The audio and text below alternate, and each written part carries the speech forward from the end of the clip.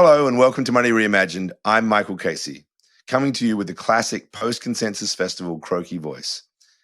Today we're exploring some recent work by the Bretton Woods Committee, a body that was founded in 1983 to help improve the effectiveness of international financial institutions such as the International Monetary Fund and the World Bank. Since then, its membership has grown to 757 individuals and 57 organizations drawn worldwide from finance, business, academia, and the non-profit sector, and it includes many former government leaders. And I've only just learned now, in fact, that my co-host Sheila Warren is a member of that same committee. Now, in an exclusive for Money Reimagined, we'll be discussing an important Bretton Woods Committee brief today. The report, which is being publicly released upon airing of this episode, highlights the potential for cryptocurrencies, blockchain, and related technologies such as zero-knowledge proofs within three use cases. Those are, namely, to achieve goals of boosting privacy and improving efficiency in identification processes, of lowering costs in international payments and remittances, and of advancing financial inclusion. We're joined by one of the report's authors, Deepika Sharma, as well as by William Dudley, the chairman of the committee's board of directors. Wall Street old hands will know Bill as the former president of the Federal Reserve Bank of New York, along with the many other important roles he has held within the financial establishment. Dee is a director of research within the Multi-Asset Strategies and Solutions Group at BlackRock. Before we turn to them, let's welcome my co-host, Sheila.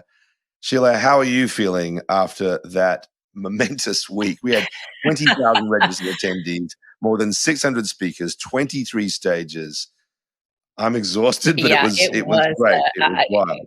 I'm post-exhausted thinking about it. I was pre-exhausted going into it, but it was phenomenal. I mean, I think there was so much energy in the air. There was so much excitement.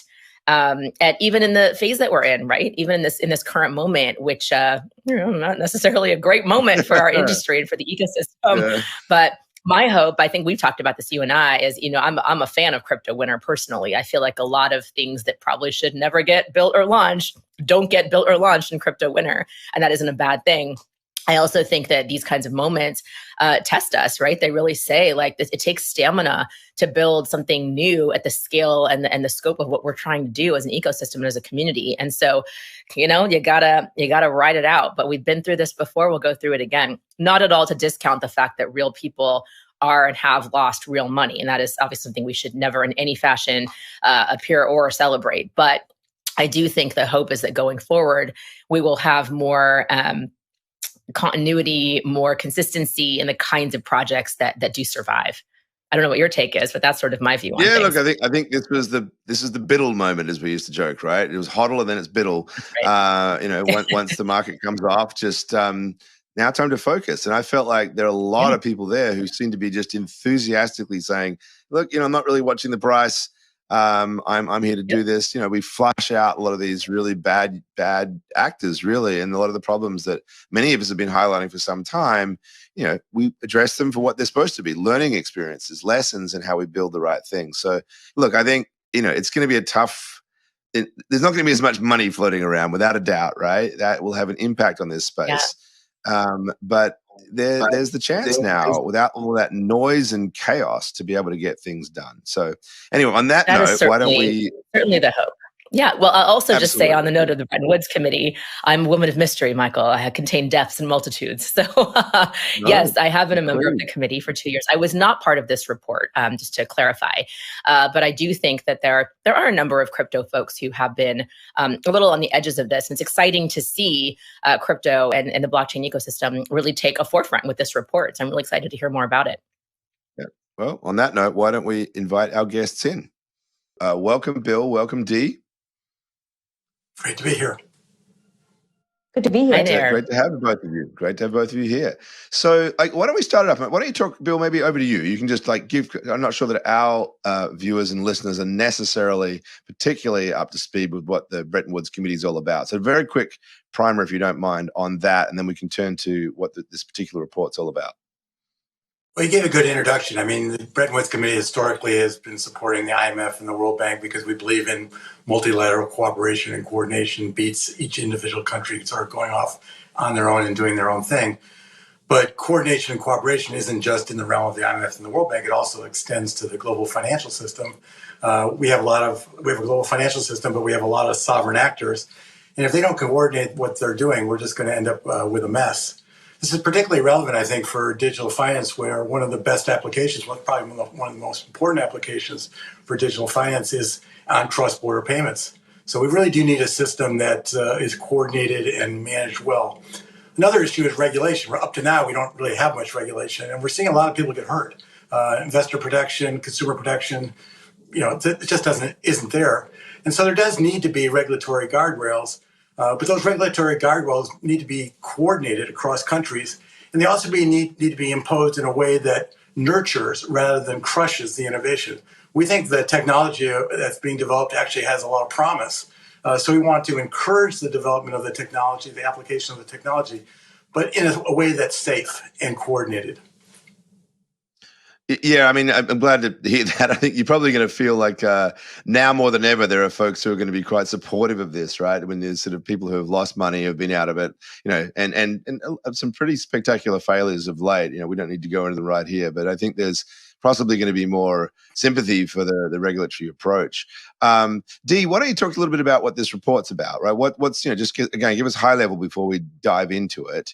And what was the intent here? Why was it decided that the committee should come out and explore these use cases and talk about what could be done with it?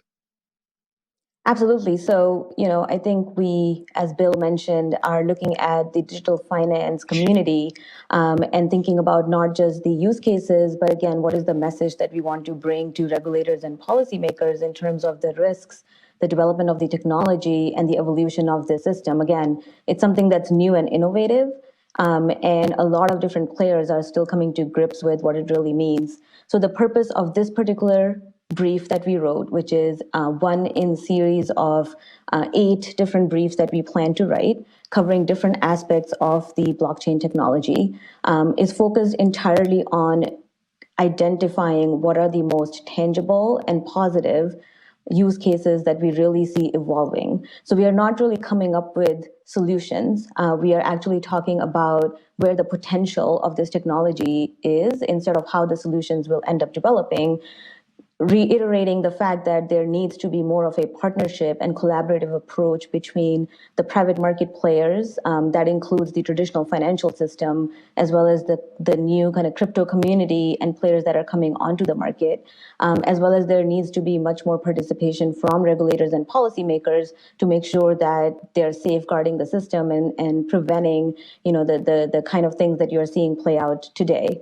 So our aim has been to take more of a system-wide approach. We are looking at the innovations from a lens of financial market players. How does this impact the system, and how does this make the system much more efficient as well as more inclusive? So what I think is really interesting is it really is anchored in the technology, right? So it's not necessarily about cryptocurrencies or even crypto assets. It talks through the technical opportunity here, which I think is an interesting frame for the Bretton Woods Committee. I will say that over my years at the forum, I observed with some consternation, surprise at first and consternation, the IMF become more and more anchored in CBDCs and kind of take this CBDC maxi approach, which isn't necessarily anti-crypto, but I think some factions in the IMF have become a little bit anti-crypto and thinking that CBDCs could kind of own the waterfront of digital currencies. And so it's interesting to see the committee actually not go in that direction and talk more about the technology. Can you just speak a little bit about that approach? And it sounds like that was the intention, but I'm curious just to get a sense, since you are so closely tied in some ways to the IMF and World Bank. Well, I think the issue here is basically to identify the positive use cases, because if there aren't positive use cases, then what are we actually going to use this stuff for? So the idea is that the current financial system has a lot of difficulties.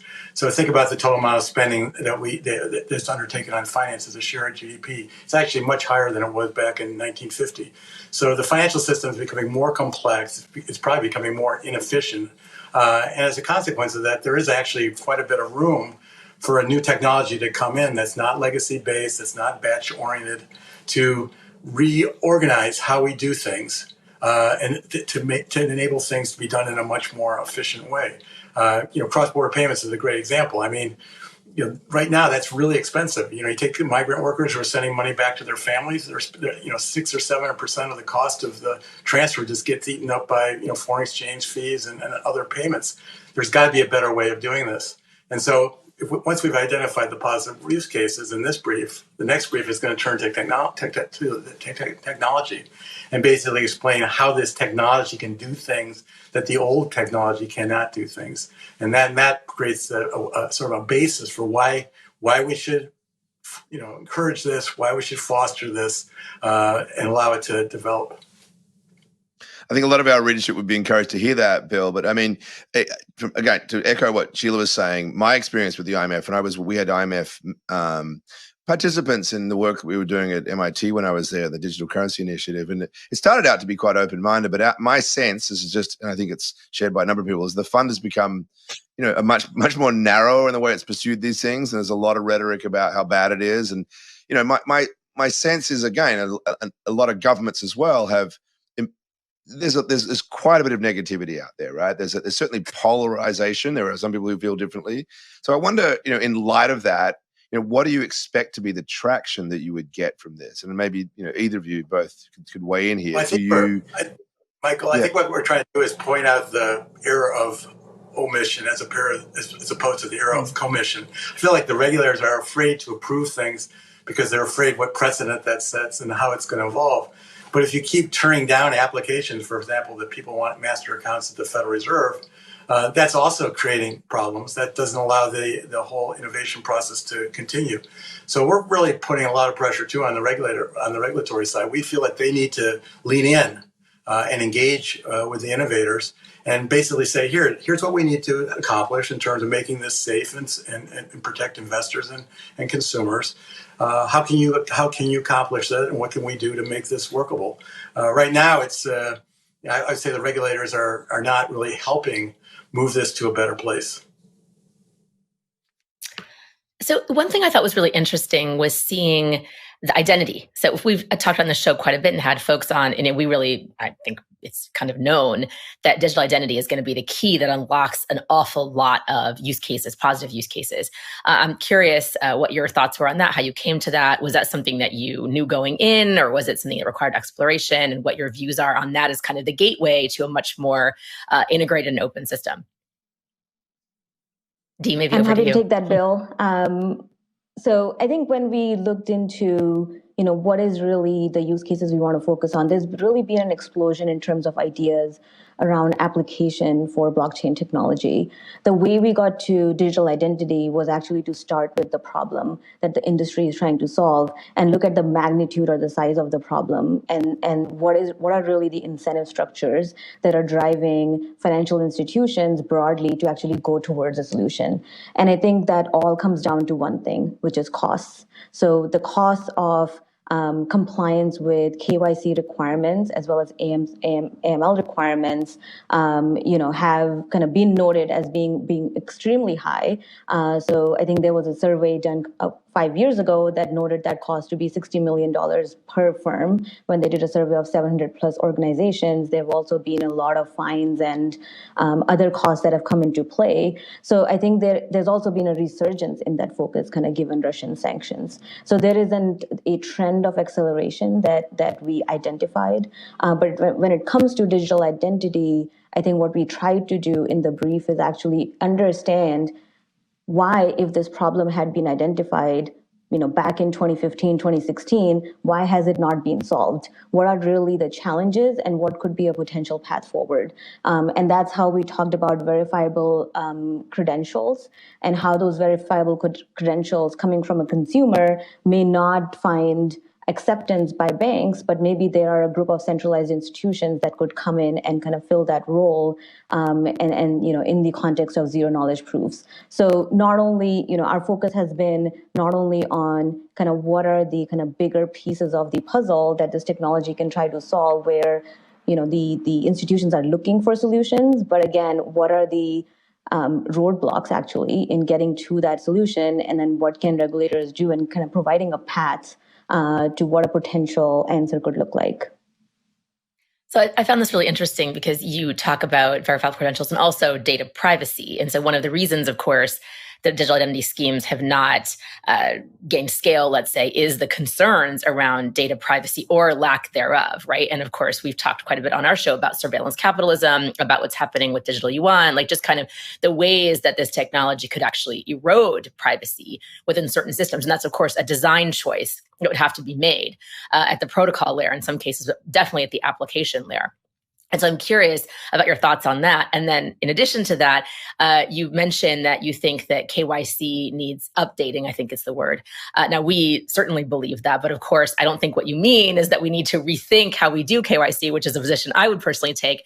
I think what you're talking about is, can we technically engage in a verifiable credential that could make the KYC process more efficient and streamlined and reduce the cost of that burden, at each kind of banking intersection, let's call it. So I'm curious just to confirm that and see if that's your take, or if you think we need to really be overhauling the KYC regime, which is the view most of us in crypto do have, given that it was designed for traditional legacy institutions. But over to you. I'll just say one thing, I'll then turn it over to Dee. I think the current regime is really inefficient because institutions are doing the same thing for the same person over and over and over again. And it would be much more efficient if we could just be one and done. So you verify the person that they don't pose a risk, and then that person can take that proof to other institutions, and they're done. Much more efficient regime than what we have right now. I mean, think about, for example, in corporate finance, where you have rating agencies that do ratings of corporations. Everybody doesn't have to go out and do their own rating. You get rated once, and that becomes the thing that you carry around to other places. So I think I think that we could do this much more efficiently than what we do now. Yeah, and I would just add to that to say, I think this is where, we are kind of making that appeal to regulators and lawmakers to think about how to safeguard consumers and especially around data privacy. So you talked about kind of that is an essential component of how this will develop, and, who's kind of in control, whether it is the institutions or the centralized players, or it is the ultimate consumer that is owning the identity. So that is a key piece of what needs to be figured out.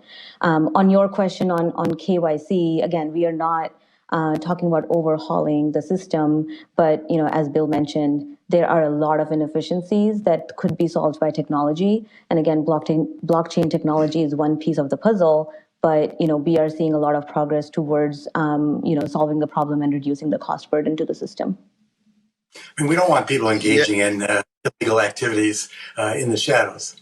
That's just not a good thing. But we could probably have a system that prevents that in a much more efficient way.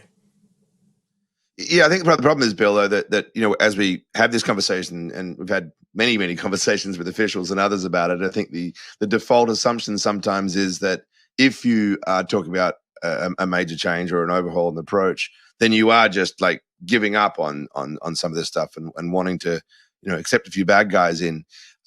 Whether or not that's the case, the conversation is often around this whole risk-weighted approach, the idea that there could be trade-offs. And I was pleased to see in the report allusions to the idea that governments that don't have sophisticated identification systems have got mechanisms now in which they may be able to have a tiered approach. And I don't know, I see that being paired with some of the really powerful technologies within blockchain analysis, for example, that can give you a look at these things from a more systemic approach rather than focusing on the individual. So Dee, I don't know if you want to break it down a little bit, because you talk about the credentials idea, which is often built around the idea that, the individual has control. They're not necessarily giving up all their PII. It's not necessarily about who Michael Casey is, but whether or not, for the purposes of this transaction, the node that I happen to control has been credentialed for that purpose. And therefore you have all the information and security you need to know. This idea that we could actually break out away from the individual identity concept, the idea of the practical usages of that interaction. Is that on the table? Or are we still kind of have to go back to a PII-based, full social security number, ID, et cetera, et cetera? No, I mean, I think that's definitely on the table. And I think that's the kind of concepts and solutions that we need to see. I mean, I'll take my example. I recently got a mortgage. And again, the process that you have to go through is a burden not only on the kind of as somebody who's seeking a mortgage, but also on the banks to verify everything about my background. So, I think when we think about like what I would challenge is when we think about kind of the identity piece, there are kind of many more use cases associated with it that we haven't even seen develop and kind of come to the fore. I think what we need is, some kind of initial proof of concept being developed, whether that's something that comes from the industry or whether that's something that comes from more of the decentralized participants. I think that's kind of the to be seen component. But again, as you said, there are kind of the important component is that it has to evolve and be relevant, kind of much more broadly. So this is actually quite nuanced, right? Because we already have the president of risk-based in a lot of current finance. For example, if you withdraw more than $10,000 of money in one go from a banking institution, that has to be reported. So we've already, essentially confirmed that risk-based approach is appropriate. I also think artificial intelligence could be helpful here. I think there are ways of, doing sort of probability analysis using a lot of real-time data to identify what are probably secure good transactions versus bad transactions. So this is actually more nuanced, I think, right? Because the idea here is, I'll give the example for our listeners and viewers who are not familiar with these concepts, that if I go into a bar and I need to show my ID to get into the bar because of age limits, you don't need to know my address, who I am, anything other than that I and the person who perhaps looks like me have the right year of birthday. Not even my birthday really matters, just that I am beyond the limiting age, right? And we offer a tremendous amount of information right now, which is not necessary to identify that the core, the nugget of what we need is actually present. And so similarly, the idea here that a lot of us have been putting forth is what information is really necessary. And so the idea that a wallet could be deemed, appropriate for certain kinds of transactions or engagement in certain jurisdictions or whatever it is, certain kinds of services, can be separated at some point from the individual holding that. And not everyone needs to know exactly who that is if you have something like a credential that can travel and that can be tied to the wallet. Now, that's complicated technically, for a lot of different reasons. It works in some schemes and not others. I'd also just say the risk-based approach has led to an awful lot of bias in the system and exclusion in the system. And so I do think even if we are to stick with a risk-based regime, we have to be very cognizant of the fact that certain communities and countries, even individuals, have been deemed too risky without any actual evidence that they are in fact risky. So the hope is that if that regime does remain in place, and I would argue it's got some fallacies built within it, we would be able to create a much more fair and equitable system in which we would not lose giant parts of the world's population to basic services because they were deemed risky, which frankly in the banking system tends to translate to profitability, right? That the ROI for that community is seen not to be worth it. Isn't so much that the risk per se is there, it's that the cost of doing the analysis that's required in those communities or in those countries is deemed too high for the return that a particular bank will get. And I think we have to be very honest about that. So the hope is that this could we could technically, whether it's using an algorithm or something else, address that inequity and hopefully solve it. But I want to shift over for a bit to another use case that you have, because this is very related, which is the idea that you could have more equitable services and service provision using DeFi. And so maybe I'll turn it over to you to talk through that use case, because I found that the naming of that, there are 3 use cases in the report, and I found the naming of that specifically very interesting and very exciting. So over to you to talk us through that one. I can take it away and then Bill pass to you for some high-level comments. But we focused on, when it comes to inclusion, I think we focused both on the individual as well as the businesses. And we think the use case for businesses is even larger. On the individual side, let me start by saying, there are, again, a number of individuals and countries, especially in emerging markets, that are unbanked, and even in the U.S., there are a number of individuals that are underbanked. And I think what we have been discussing in terms of, the reason for that is, again, the cost of doing business in those countries and communities, the fact that banks had to cut back on providing services because of the higher compliance burden, as you've talked about, and the fact that technology could actually help ease those. From the revenue side, there is added incentive for banks to participate or for organizations to step in and participate. And I think there was a survey that we note in our paper around the estimate of being able to generate $380 billion in revenue through serving those now considered unprofitable individuals and small businesses.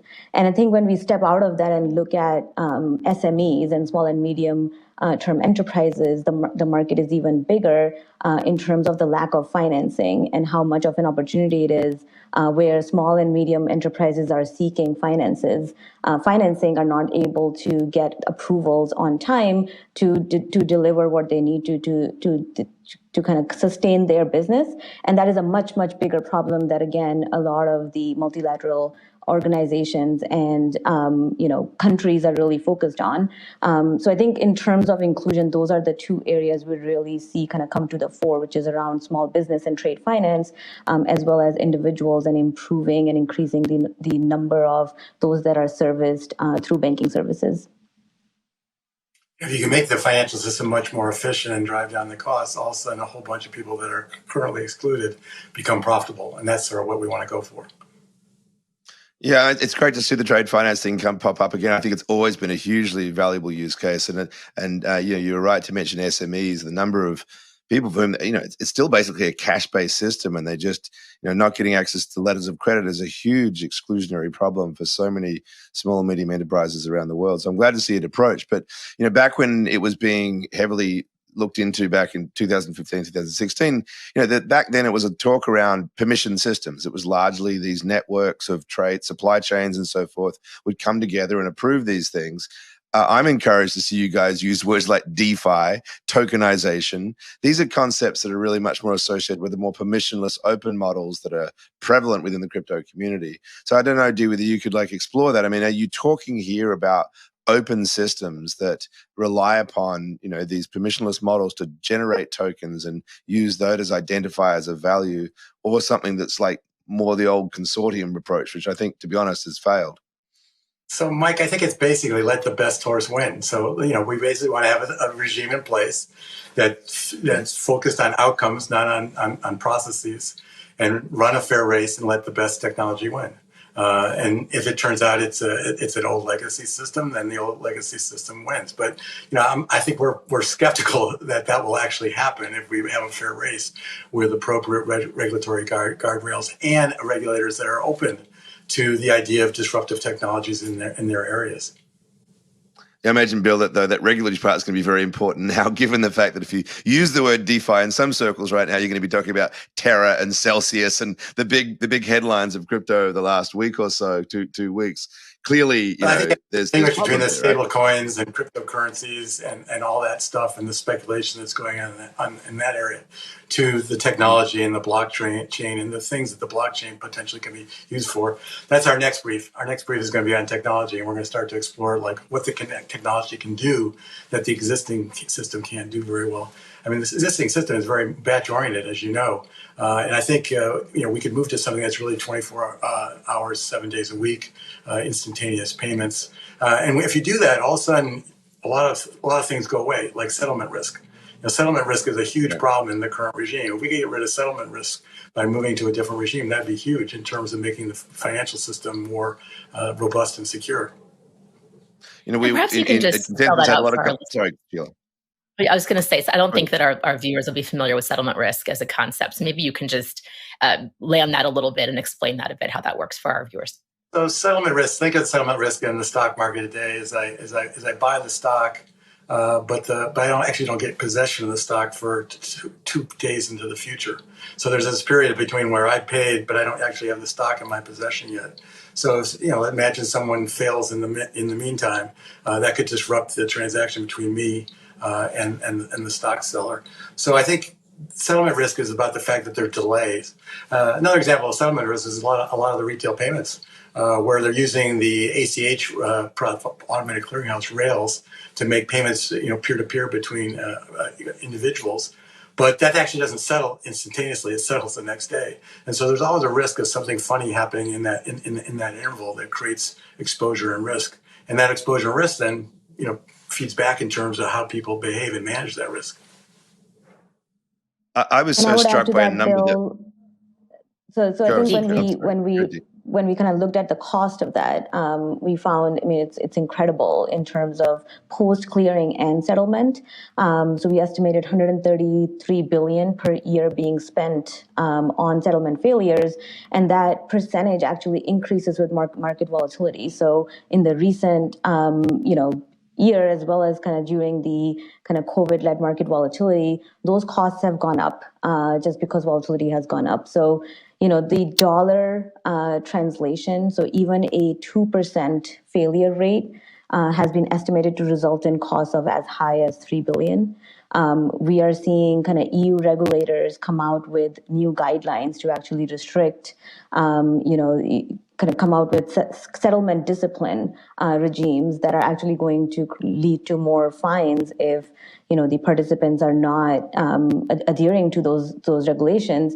And again, it's going to be kind of trying to solve for a problem that there isn't a solution for, where on the one hand, market volatility is driving up settlement fails. On the other hand, you're getting squeezed a lot more by regulators, and that's why a lot of the kind of capital market participants are turning towards technology, and in particular, looking at blockchain technology for potential solutions. I'm glad you actually highlighted. Technology is that only one person owns something. That's always a problem in the complex financial system. We've seen fraud in trade. Where goods are supposedly owned by someone, but they actually don't have the goods.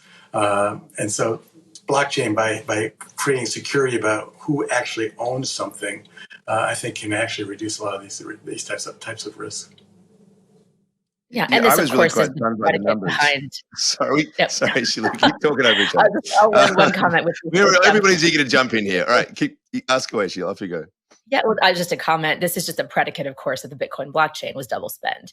And the idea that you wanted to have finality in the transaction and really be able to prove that something was owned by a particular individual, or by a particular wallet, not another wallet, and have security and comfort around that. And so that is a fundamental predicate of the blockchain, is that you have the ability in real time to determine where something is and who has ownership of it, however the ownership is defined. But over to you, Michael.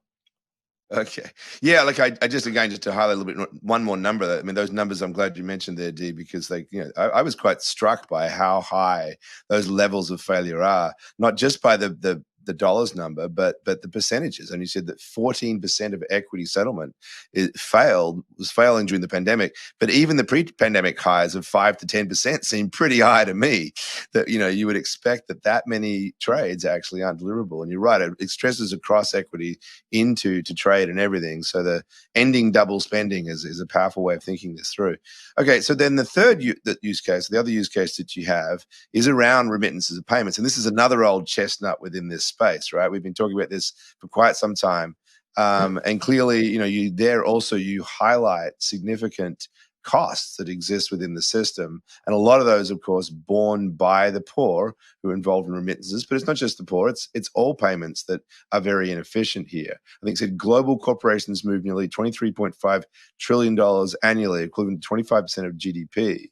In addition to incurring transaction costs of more than $120 billion per annum, these processes entail hidden costs arising from trapped liquidity and delayed settlement. So, Dee, what have you found, are the solutions that these tech could bring to bring those costs down and just make for a better, fairer, more efficient system for everybody? Yeah, and I think that's the numbers and the magnitude of those numbers that you mentioned are the reason why there's been a lot of focus. So the G20 pledged to reduce the cost of remittances to less than 3% and to eliminate remittance corridors. So basically that means is the sum of remittances between two specific countries, because there are specific corridors that have developed, and to bring those costs under 5% by 2030. And if you look at the numbers today, we are, again, nowhere near that. I think the World Bank estimated that the cost of cross-border remittances is about twice the G20 target at about 6%. So again, and like you said, again, because this impacts the financially vulnerable, there is a lot of focus from multilateral organizations as well as, just broadly by policymakers on how to find a solution.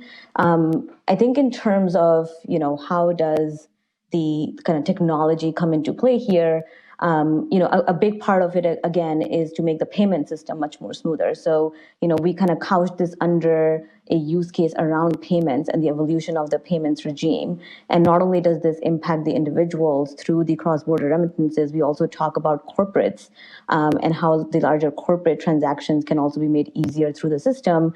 And then again, like digital currencies are also kind of, also part of that, leveraging that same technology. But from a inclusion standpoint, we really think the remittances, as well as cutting the costs of how much is spent on corporate transactions, are key. I mean, interoperability is going to be really important here, and that's going to be one of the big challenges, because we need systems that can talk to each other across borders and work seamlessly across borders. So that's going to be one of the more difficult undertakings. Yeah, I'd really like to dig into this a bit further, actually, because that's one thing that stood out to me. You mentioned, of course, that you're looking about building something in parallel to SWIFT, right? And SWIFT is the international system, the membership body by which messages are sent around the world to coordinate payments through the existing banking system. But of course, one of the great powers of instantly settled digital currencies is that you don't need that. It'll happen on chain itself. So instead, you talked about this multiple central bank digital currency network, an MCBDC, which strikes me as some sort of protocol system for interoperability across central banks. That opens up a whole pile of prospects in terms of whether or not we move away from a dollar standard or not. If in fact there is just a mechanism for central banks to kind of interoperably settle and transact with each other, is that something that's on the table here? I mean that opens a whole can of worms, I would have thought. I think it's definitely on the table. I mean, I think if you can set up a regime like that, then money can move around across borders much more seamlessly. Obviously, I don't think that this means the dollar isn't going to be the reserve currency anymore. I think the dollar will still be very important because the U.S. has the deepest, most liquid capital markets in the world, and we have a very stable rule of law. And those two things are sort of essential for a currency to be dominant. So this idea that if we move to this new regime that somehow the dollar is going to go away, I think you can actually have both.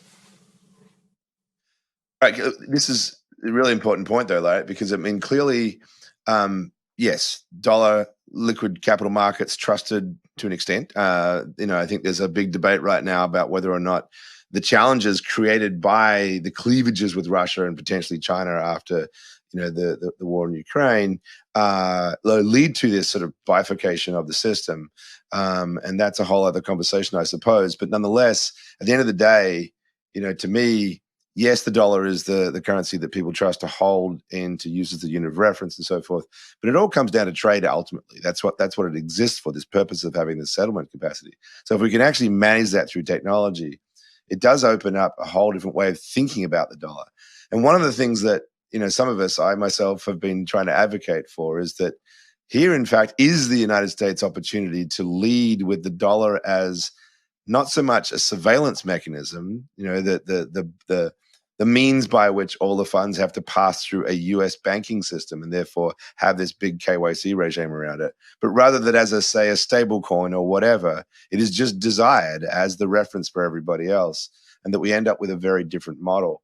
Do you see this happening, Bill? I mean, do you see us moving to a world where we've got stable coins, CBDCs and the like interoperating around a dollar standard, but that in fact this is not something that is necessarily passing through the US banking system, which raises questions about the ability to impose sanctions, et cetera, et cetera? I think we're a long way from the world that you outlined in terms of interoperability across border with all these different central bank digital currencies. But I think we're going to definitely move in that direction. I think the question is just how long is it going to take us to get there?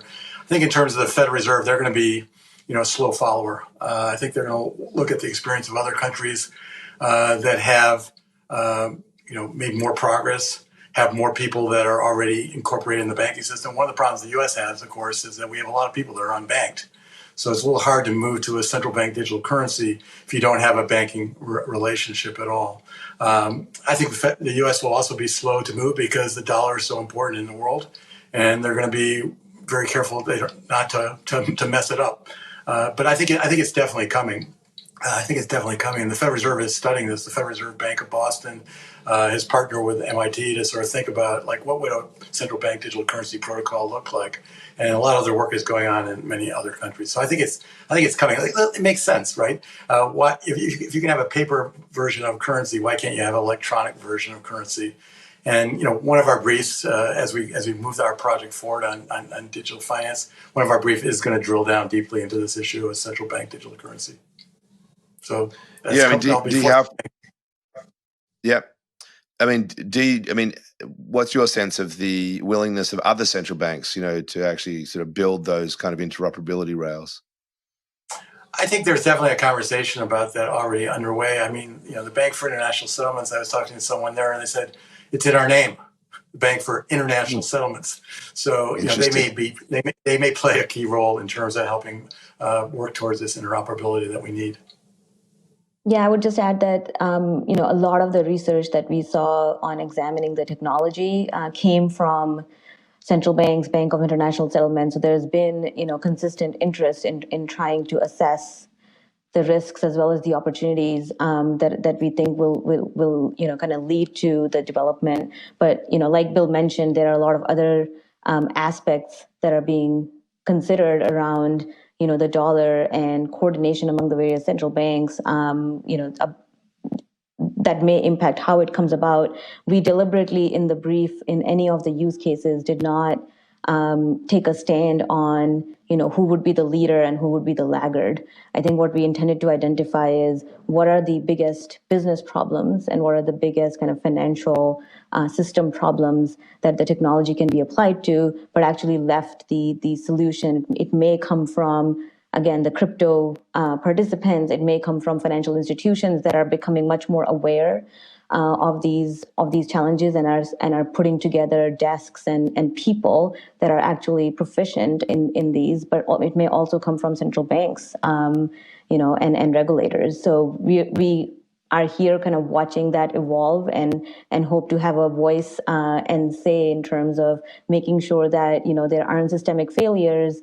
There is kind of caution also around weaved in with what we think is kind of the positives of it. So we are not drowning in one or the other and just looking at the negative and the speculation and thinking this is something that we should not be paying attention to. I think this is the time absolutely to be paying attention to this, and more regulatory scrutiny that may come as a result of the Terra or the Celsius may actually be good for the system at the end of the day. Hopefully it's going to spur more regulatory response, but regulatory response in a constructive way, not in a destructive way. What I think is so interesting, of course, is that these things are all symbiotic in a way, right? Like if a CBDC were rolled out in a certain way, these are not monolithic opportunities, as you know, right? There are a lot of design choices here. And you could imagine theoretically a CBDC that did serve a lot of the purposes of crypto or stables or others.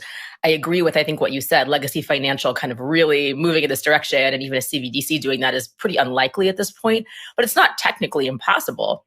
And we're going to have to see how everything else moves, together. And my view has always been that we're going to see a world in which all these offerings have a role to play. And it may be that the market, I think to something you said earlier, will decide which of these things has the most traction, which is the most consumer friendly, which is considered the most secure or stable, or whatever the axes of engagement are and the criteria that consumers deem most important, which I don't know that any of us really know. We may have our opinions about what those should be, but it'll be interesting to see what is the actual evaluative criteria that consumers really use and that they want, and it's going to predicate to some degree on their understanding. I mean, when you have a population, most people don't even understand the difference between M1. They don't understand what bank money is. Right? They don't even have a concept of these kinds of things. It's going to be very interesting to see how this all plays out. But my view is that we're going to see more experimentation, as we should. Not everything will succeed. And we're going to see ultimately, I think, a world where you have CBDCs. Clearly with China, that's already, the horse has left the barn. There's going to be CBDC in the environment, regardless of what anybody else does. And we're going to see stables, I think, in some fashion, probably not algorithmic, or at least if that's the case, it'll be pretty defined what that can look like. And then, of course, what I would call pure crypto as well, playing a role perhaps via DeFi, or other opportunities that I think are going to, I hope, be really focused on inclusion, gap filling, where legacy financial and even CBDCs aren't necessarily focusing their attention, as tragic as I personally think that is. So I just see a universe in which all of these things have a role to play. They engage with each other. And so, Bill, I want to go back. And my view is to land on that point you made, maybe got a little lost, which is interoperability, I think, is the key here. The ability to kind of move more fluidly through these various systems and to make sure that a lot of that is kind of held on the back end. A lot of the complexity of that is not something that a consumer has to deal with or make decisions about. It sort of fluidly happens in the back in a way that is designed to support maximum stability of the entire global economy. I completely agree with that. Good. Maybe Sounds like we have consensus. I'm still going to be allowed to be a member of the Bretton Woods Committee. Kidding. So, yeah, that's right. You remember. That's true. I forgot it. And apologies again for not highlighting my co-host membership of the committee. That was a real oversight on my behalf. But don't have to get everything right. So, listen, as I said, consensus. That was great. Speaking of which, we'll have to get you guys along next year. It's a pity we didn't get you feature at this year's festival, but next year I think we'll definitely there. Sounds like you have a series of more reports coming. So, looking forward to hearing every those. 6 to 8 weeks we plan to turn out another brief, Michael. So please feel free to call on me. I stand ready to help. So would love to get engaged. Yeah, and we'll look forward to seeing what they come. So I was impressed, as I said. I thought it was a very open-minded, and sort of much more open to innovation perspective than I've seen come from the IFI community previously. So I'm very encouraged, and I think many of our sort of crypto-minded folks will be pleased to do so as well. So thank you very much for taking the time, Bill and Dee, to sit down and talk it through with us. Sheila, as always, thanks very much for battling through the aftermath of consensus with me and sticking it out. Thanks very much for being here, everybody. Join us again next week for another episode of Money Reimagined. Bye for now.